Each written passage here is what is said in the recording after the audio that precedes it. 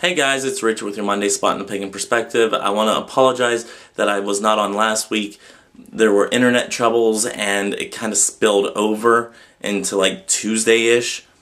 So everything got figured out and everything's fixed now. What I had to do is just reset the whole system, all that stuff. So I'm going to try to go back. I'm going to review last week. I'm going to give a little comment on that. And then I'm going to do this week's video, or this week's portion of the video. So last week we were talking about original versus pre-made spells, and they were wondering if you're not a creative person, should you use a pre-made spell? Is it more powerful to use an original spell? If it's a pre-made spell that's ancient, is it more powerful than an original? All that stuff. So basically my take on it is a spell is powerful for you as long as if it fits what you need it to fit. As long as if it fits what your intention is, then you're okay. So what I usually do is I scan the internet for some pre-made spells and then I alter them to a more original spell, one that more correlates with what I need it to do. So that's my take on last week's video or request. This week is the harmony of power.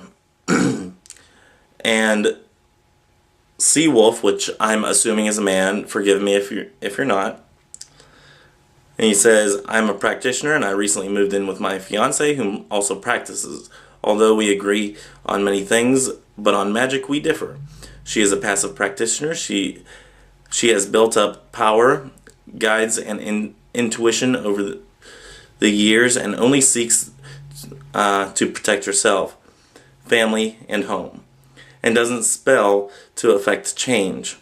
On the other hand, I am actively working with my energy and power, and I do seek to work with and change my world.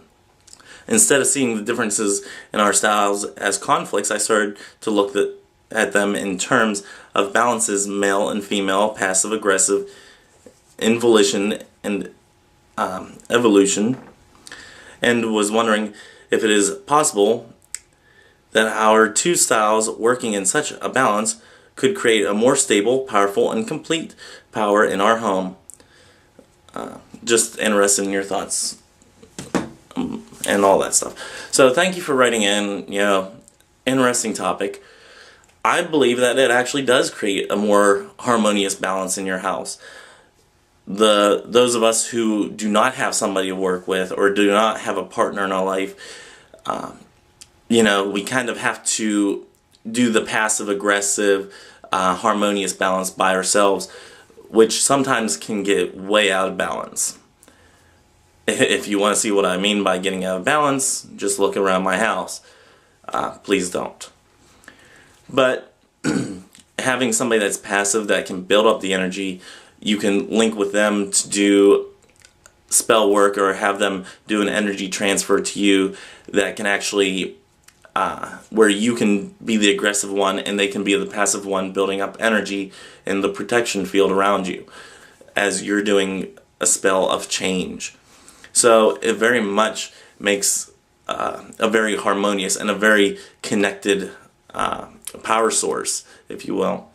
So therefore, I think you guys have a perfect match for doing any kind of ritual together. Whether you like to do spells together or not, the energy that the one creates is within the house and the other one can use it towards the change in the world. So, at least that's my views on it. Hopefully somebody that actually practices with somebody else in their household can shed some more light on this subject. I think Eric and probably Dancing Rabbit can give more in-depth views on what it's like to have a working partner that you are actually, married to or, with all the time. So, yeah. Whether you have a working partner that you're married to, a domestic partnership, whichever, however you want to look at it, if you have a balance like that, I don't think you can really go wrong. So, until next time, may your ancestors be with you, And that's it. Bye-bye. I also forgot to mention that this will be the last video of this year for the regular collab members. So for all those of you out there that are celebrating with friends and family who celebrate Christmas or Yule, may you have a Merry Christmas, a Happy Yule, and a Happy New Year to all those who celebrate the New Year on the 1st instead of on Samhain. So to all you guys, Happy New Year, Merry Christmas, Merry Yule, and I think I've covered them. Okay, bye-bye.